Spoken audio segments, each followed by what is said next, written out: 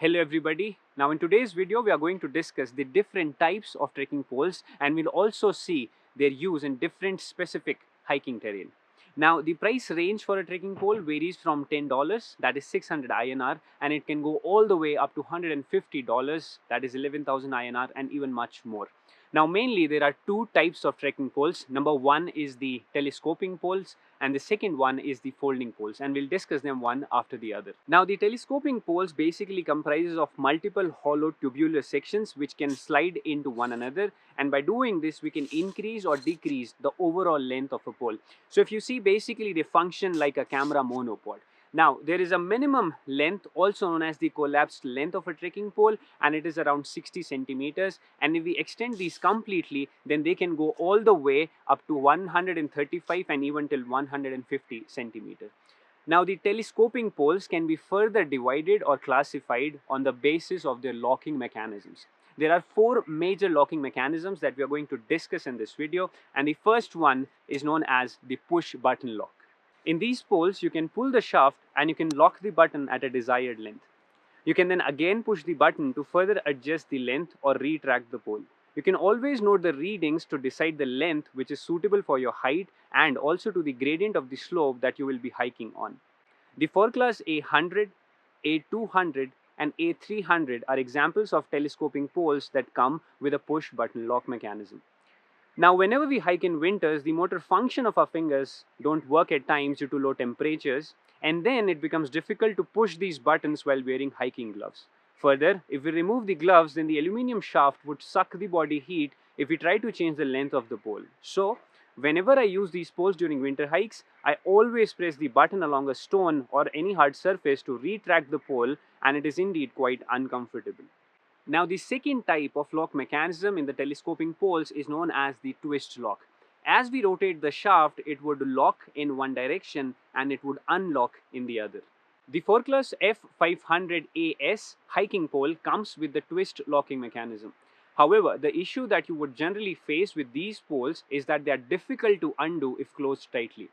Now, if you're wearing hiking gloves, then it will again be difficult to adjust the length of the pole as your hand keeps slipping because of the low surface tension between the glove and the shaft. On the contrary, if you use bare hands, then since the shaft is generally made up of aluminium, the metal will again drain your body heat, leaving your hands cold. Therefore, I never prefer the telescoping poles that come with a twist lock mechanism for my winter hikes. Now, the third type of lock mechanism in the telescoping poles is known as a clamp or a lever lock, and the Lecky Peak 3 is one such example of a pole that comes with this particular locking mechanism.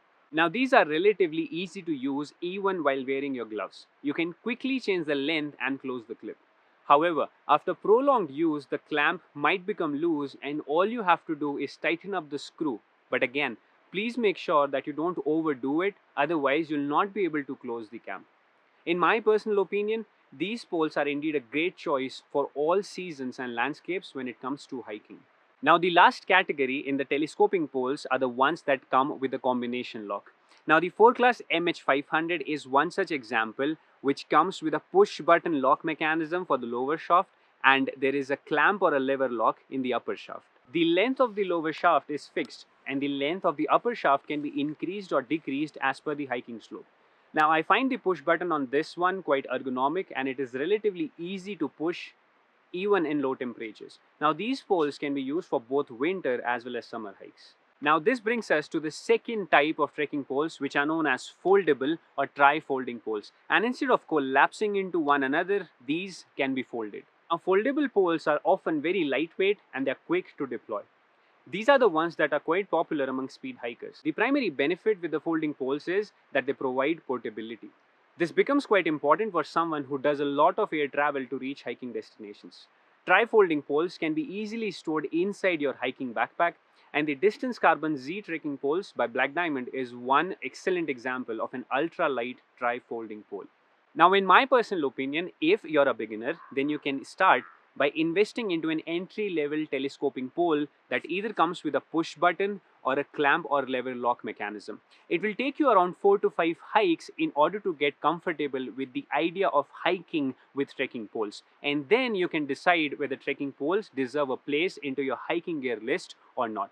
Guys, please remember that having a costly pair of hiking pole is not going to make you a better hiker. You need to constantly work on other aspects like mapping, navigation, backpacking, strength training, and nutrition in order to become a more efficient hiker in the longer run. Now, I have been hiking in the Indian and Nepal Himalayas in a self supported and self navigated style since 5 years now, and I've condensed all my know how into a week long field course on speed hiking.